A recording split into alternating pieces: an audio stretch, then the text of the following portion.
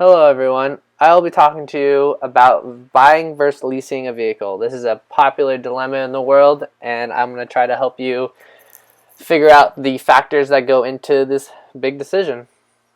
Alright, for those of you who don't know how leasing a car works, I'm going to explain it to you in very short detail.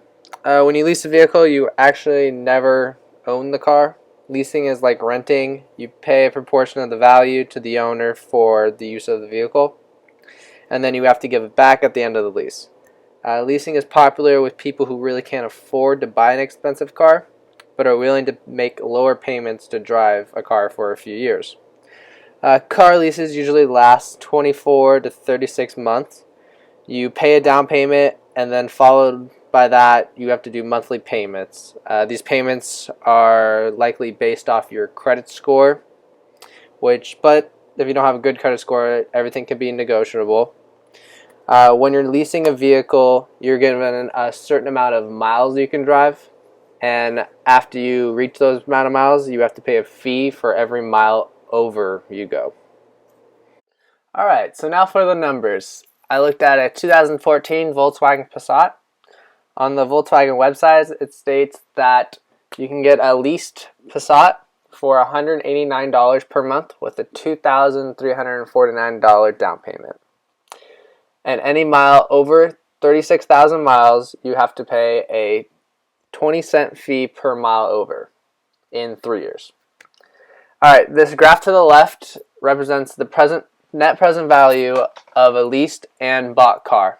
The leased car is bought after the 3 years for the negotiated price. As you can see, the leased car is about $2,000 cheaper than the bought car. And for the comparison on the right, I said you drove 50,000 miles, which is 14,000 over the limit, and it actually came out for the leased car to be more expensive than the bought car. For the conclusion, we're going to be talking about the pros and cons for each situation. Some pros for leasing a vehicle is you get lower monthly payments, lower or no down payment, less sales tax, you get to drive a better and newer vehicle while paying less each month.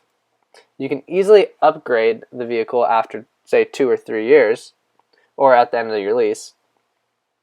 Some cons to leasing: you don't actually own the vehicle. You'll pay more in the long run. You have to keep the driving limit per year to 12 to 15,000 miles. You have to pay significant wear and tear on the vehicle after the lease term.